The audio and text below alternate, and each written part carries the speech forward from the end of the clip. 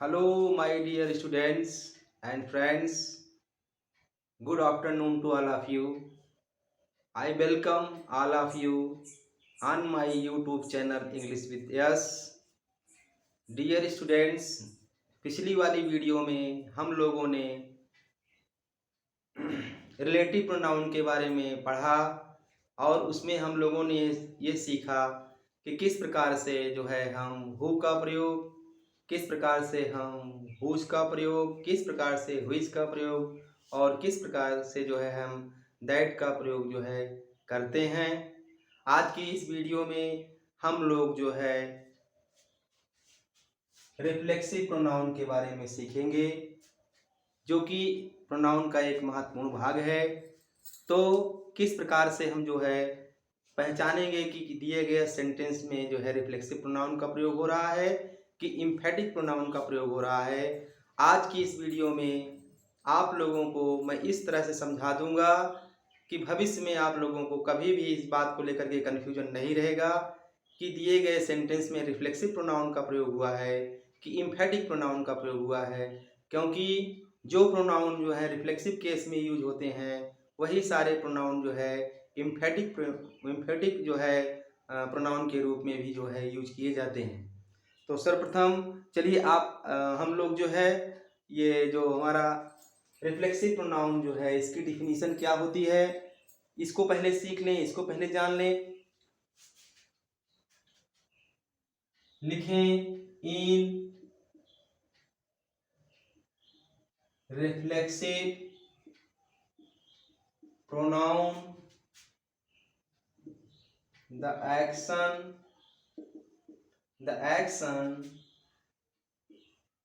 done by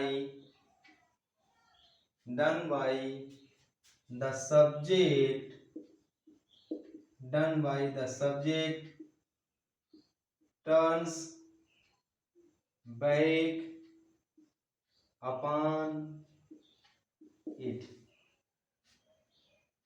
In reflexive pronoun, the action done by the subject turns back upon it. यानी जब कर्ता का जो कार्य है वो हो कर्ता के ऊपर ही उसका असर देखने को मिले, उसका प्रभाव कर्ता के ऊपर ही पड़े, तो इस चीज को दर्शाने के लिए हम लोग जो है रिफ्लेक्सिव प्रोनाउन का प्रयोग करते हैं। मान लीजिए जैसे मैंने एक उदाहरण यहाँ लिखा, पहले हिंदी में इसकी परिभाषा लिख लिया जाए तो उसके बाद विस्तार से हम लोग इस पर चर्चा करेंगे। लिखें निजवाचक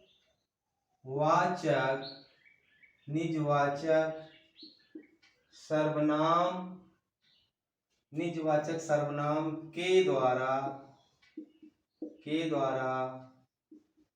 कार्य का प्रभाव सब्जेक्ट पर ही, कार्य का प्रभाव सब्जेक्ट पर ही पढ़ने को प्रकट करता है, किसी अन्य पर नहीं। डियर स्टूडेंट्स, इसी को आप लोग अच्छे समझें। निजवाचक सर्वनाम के द्वारा कार्य का जो प्रभाव होता है वो सब्जेक्ट पर ही पढ़ने को प्रकट करता है, किसी अन्य पर इसका असर नहीं पड़ता है, बल्कि जो भी एक्शन यहाँ होगा उसका प्रभाव जो होता है डूअर पर ही, सेंटेंस का जो डूअर होता है, जो सब्जेक्ट होता है उसी पर दिखाई देता है। इस चीज को हम लोग एक उदाहरण के माध्यम से समझते हैं। जैसे मान लीजिए कोई कुआं है और उस कुएं की ओर अगर अपना माउथ हम करके कोई आवाज निकालते हैं तो वो आवाज जो होती है पुनः जो है हमारे ऊपर परावर्तित होती है। तो ठीक वैसे ही जो सेंटेंस में जो वर्ब है, जो क्रिया है, जो कार्य को दर्शा रही है, उसका असर अगर कर्ता पर ही दिखाई दे रहा है, कर्ता पर ही पड़ रहा है, तो इस चीज को दर्शाने के लिए हमें सदैव जो है रिफ्लेक्सिव प्रोनाउन का प्रयोग करना पड़ता है। आप देखें डियर स्टूडेंट्स, जैसे इसका निर्माण कैसे बनता है।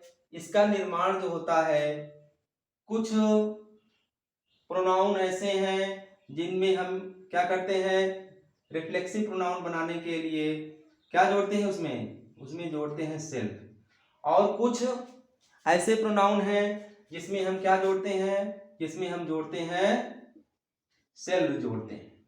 तो वो कौन प्रोनाउन है जिसमें आप सेल्फ जोड़ोगे और वो कौन प्रोनाउन है जिसमें आप सेल्फ जोड़ेंगे, इसको भी पहले आप लोग समझ लें अच्छे से।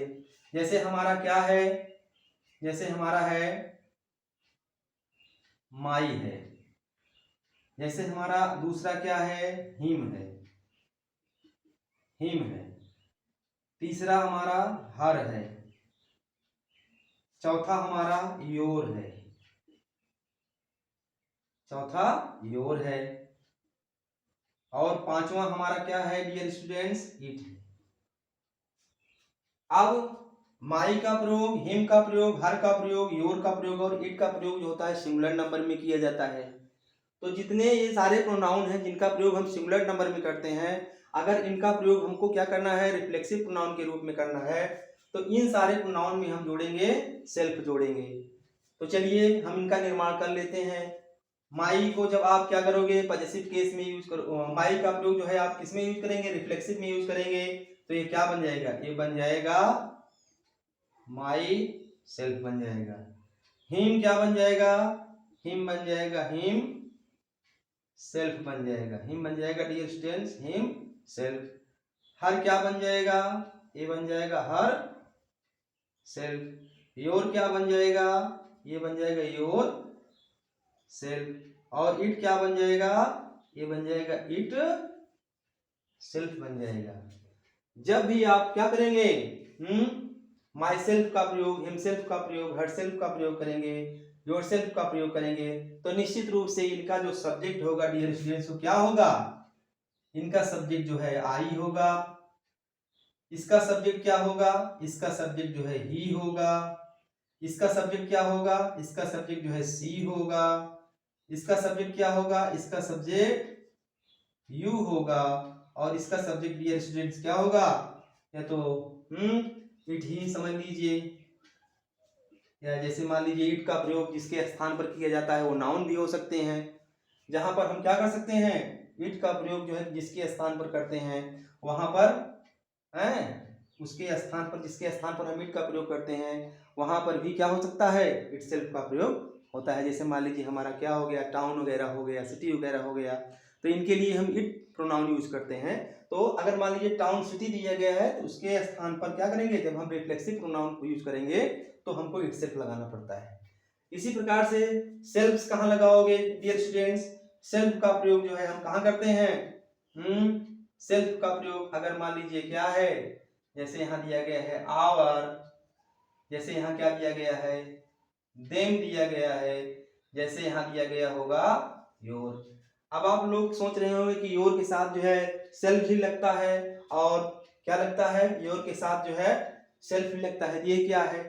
इसका उत्तर ये है डियर स्टूडेंट्स कि योर जो होता है सिंगुलर नंबर में भी यूज होता है और योर जो है प्लूरल नंबर में भी यूज होता है। तो जब योर का प्रयोग जो है सिंगुलर नंबर में किया गया होगा तो सेल्फ लगेगा, और जब योर का प्रयोग जो है प्लूरल नंबर में किया गया होगा तो सेल्फ लगेगा।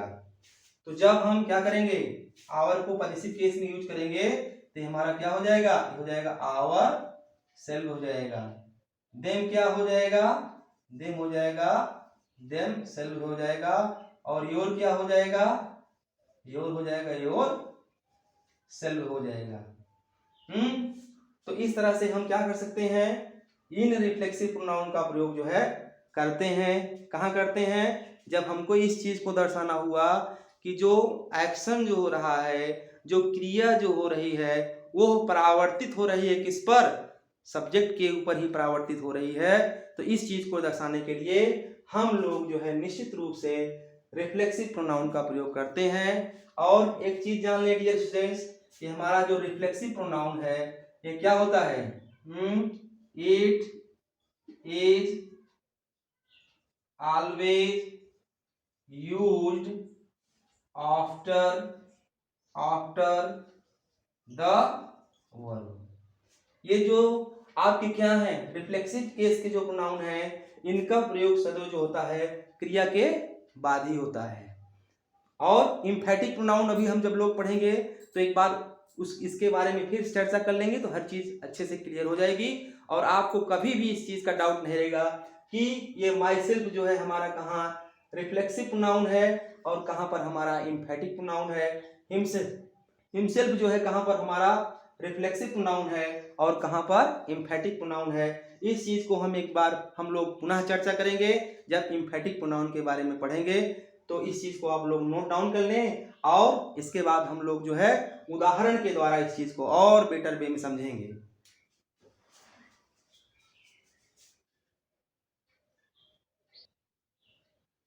हेलो डियर स्टूडेंट्स, चलिए अब इस चीज को हम लोग जो है उदाहरण के द्वारा और अच्छे से समझते हैं। अब देखें इसमें पहले उदाहरण में मैंने लिखा है आई हर्ट माई सेल्फ। मैं क्या करता हूं स्वयं को ही चोट पहुंचा लेता हूं हैं। तो जो मैं कार्य कर रहा हूं उसके द्वारा मुझे ही चोट पहुंच रही है। तो इस प्रकार से जो है माई सेल्फ जो है हमारा क्या है रिफ्लेक्सिव प्रोनाउन है जो कि ये जो कार्य हो रहा है जो क्रिया हो रही है उसको आई पर ही रिफ्लेक्ट कर रहा है, उसी पर ही परावर्तित कर दे रहा है। दूसरे उदाहरण में देखा जाए दे ruined themselves ना, उन लोगों ने क्या किया स्वयं को ही। इसका अर्थ जो है स्वयं को अपने आप को ही। ये जो हमारा क्या है कि ये जो हमारा रिफ्लेक्सिव प्रोनाउन है इसका अर्थ होता है स्वयं को ही अपने आप को ही। तो क्या हो गया दे ruined themselves, उन लोगों ने क्या किया स्वयं को ही बर्बाद कर लिया, अपने आप को ही बर्बाद कर लिया। तो ये जो रूइनिंग वाला जो वर्क हो रहा है जो बर्बाद करने वाला जो कार्य हो रहा है वो दे पर ही परावर्तित हो रहा है, उन्हीं पर ही रिफ्लेक्ट हो रहा है। तो इस प्रकार से हम कह सकते हैं कि देमसेल्फ हमारा क्या है डियर स्टूडेंट्स, देमसेल्फ भी हमारा रिफ्लेक्सिव प्रोनाउन के रूप में यहाँ यूज हो रहा है। तीसरे वाले एग्जांपल में देखा जाए बी स्पॉइल्ड आवरसेल्फ, हमने क्या किया अपने आप को ही बर्बाद कर लिया ना। तो जो ये स्पॉइलिंग वाला जो वर्क हो रहा है जो बर्बादी वाला जो काम हो रहा है उसका प्रभाव बी पर ही पड़ रहा है। तो इस प्रकार से आवर सेल्फ भी हमारा क्या है ये भी हमारा जो है रिफ्लेक्सिव प्रोनाउन है क्योंकि जो कार्य हो रहा है वो परावर्तित हो रहा है किस पर सब्जेक्ट पर ही परावर्तित हो रहा है। आगे देखें she enjoyed herself in the party. अब ये बड़ा ही इंटरेस्टिंग प्रश्न आ गया है यहाँ पर डियर स्टूडेंट्स। जब हम लोग सिंटैक्स के बारे में पढ़ेंगे तो आप लोगों को बहुत ही डिटेल वे में मैं प्रोनाउन के बारे में और कुछ चीज़ें बताऊंगा। यहाँ पर थोड़ा सा जान लीजिए कि जैसे आपका क्या है डियर स्टूडेंट, जैसे आपका इंजॉय है, जैसे आपका अवायल है, जैसे आपका क्या है एब्सेंट है, ये ऐसी क्रियाएं हैं जिनके बाद आपको रिफ्लेक्सिव केस के प्रोनाउन का प्रयोग करना ही पड़ता है। अगर मान लीजिए इनके बाद रिफ्लेक्सिव केस के प्रोनाउन का प्रयोग नहीं हुआ है तो वो आपका सेंटेंस जो है ग्रामर के हिसाब से व्याकरण के हिसाब से त्रुटिपूर्ण होता है। तो इनको भी आप लोगों को याद करना पड़ेगा। She enjoyed herself in the party, उसने स्वयं जो है क्या किया पार्टी का आनंद लिया, पार्टी में आनंद उठाया। तो हरसेल्फ हमारा क्या है ये जो इंजॉय वाला जो काम किया गया है उसको परावर्तित कर रहा है किस पर सी पर परावर्तित कर रहा है। तो it means herself is also a reflexive pronoun. अगले उदाहरण में देखा जाए, अगले उदाहरण में क्या है you ruined yourself in gambling, आपने क्या किया गैम्बलिंग में जुए में अपने आप को बर्बाद कर डाला। तो ये जो क्या हो रहा है जो ये बर्बादी का जो लक्षण है ये बर्बादी का जो काम हो रहा है वो किस पर परावर्तित हो रहा है यू पर ही परावर्तित हो रहा है। तो ये योरसेल्फ भी हमारा जो है यहाँ क्या है डियर स्टूडेंट्स, यहाँ पर ये हमारा रिफ्लेक्सिव प्रोनाउन का काम कर रहा है। अगले उदाहरण देखें ही वाइल हिमसेल्फ द अपॉर्चुनिटी, उसने क्या किया स्वयं जो है खुद जो है क्या किया जो अपॉर्चुनिटी थी जो अवसर था उसका मुनाफा कमाया, उसका लाभ लिया। अवाइल माने होता है लाभ लेना। तो ये हमारा जो है डियर स्टूडेंट्स हिमसेल्फ जो है ये भी जो है रिफ्लेक्सिव प्रोनाउन के रूप में यहाँ प्रयोग किया जा रहा है। अगले उदाहरण में देखें आई absented myself from the office, मैंने अपने आप को स्वयं को क्या किया ऑफिस से एब्सेंट रखा अनुपस्थित रखा। तो यहाँ पर माई सेल्फ जो है क्या है रिफ्लेक्सिव केस का प्रोनाउन है। अब एक चीज और जान लीजिए डियर स्टूडेंट्स, जैसे मान लीजिए अगर आपको ये सेंटेंस दिया जाए, क्या दे दिया जाए,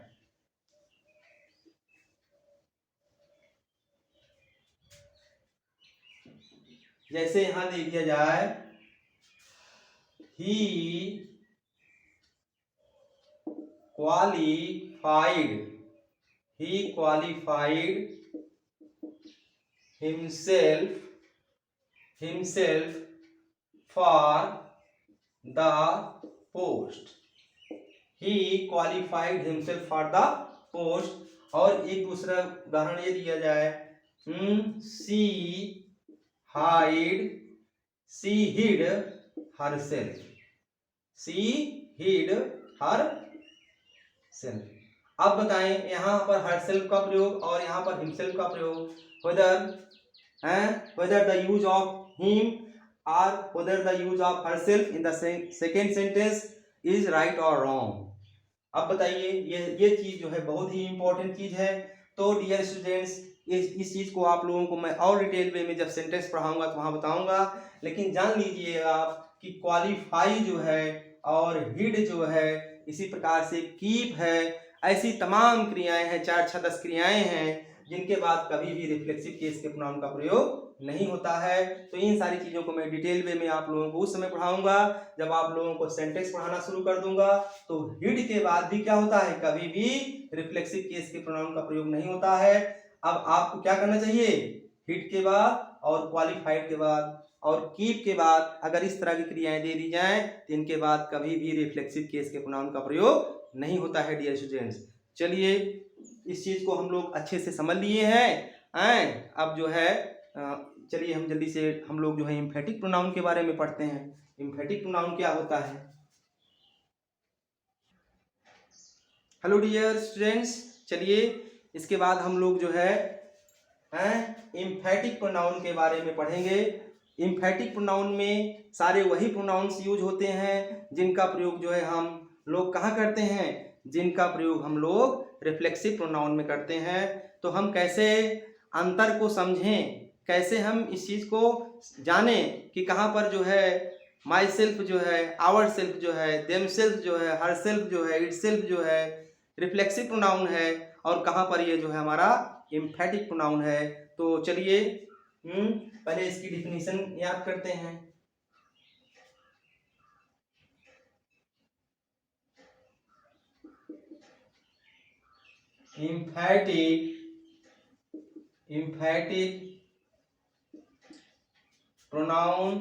emphatic pronoun is used to emphasize, emphatic pronoun is used to emphasize। Hindi में इसका क्या अर्थ होता है? दृढ़ता सूचक सर्वनाम का प्रयोग जोर देने के लिए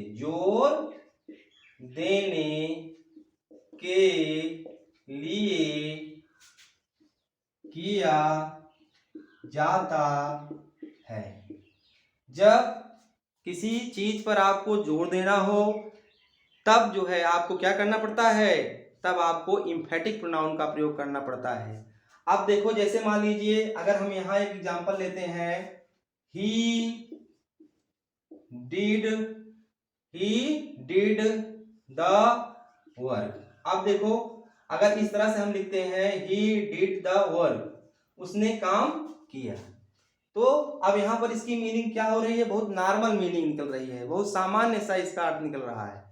लेकिन जब हम क्या करें, जब हम डूअर पर जोर देना हो, हमको जो हमारा सब्जेक्ट है उस पर हमको बल देना हो कि अरे भैया काम ही ने ही किया है, तब आपको क्या करना पड़ेगा, तब आपको इसको इस तरह से लिखना पड़ेगा, he himself did the work. अब देखें वहां पर हम लोगों ने क्या सीखा, वहां पर हम लोगों ने सीखा कि ये जो आपका हिमसेल्फ होता है, जो हर सेल्फ होता है, आवर सेल्फ जो होता है, ये सब कहाँ यूज होता है, वर्ब के बाद यूज होता है। लेकिन दोनों में यही एक अंतर है डियर स्टूडेंट कि वहां पर वर्ब के बाद होता है, यहाँ पर सब्जेक्ट के बाद होता है। यही चीज आप लोग याद कर लीजिएगा बस। हैं ये जो हमारे हिमसेल्फ जो है, आवरसेल्फ जो है, देमसेल्फ जो है, माईसेल्फ जो है, अगर इनका यूज कहाँ हो रहा है, सब्जेक्ट के तुरंत बाद हो रहा है, तो आप जान लीजिएगा कि यहाँ पर इनका प्रयोग एम्फेटिक प्रोनाउन के रूप में किया गया है। चलिए इस चीज को हम और उदाहरण के द्वारा समझते हैं।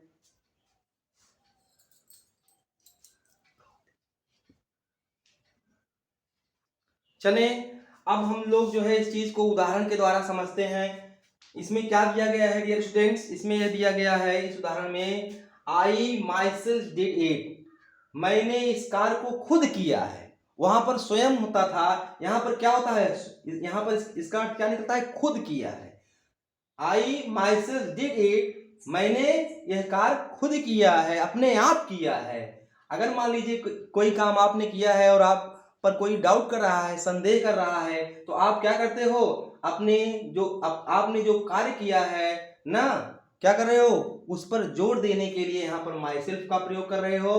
तो माईसेल्फ हमारा अब क्या है, यहाँ एम्फेटिक प्रोनाउन है जो कि जोर दे रहा है किस पर, सब्जेक्ट पर। जैसा कि आप लोगों ने परिभाषा में देखा कि क्या होता है, एम्फेटिक प्रोनाउन जो है क्या कर किस लिए यूज किया जाता है, एम्फेटिक प्रोनाउन का प्रयोग जो है सदैव जोर देने के लिए किया जाता है।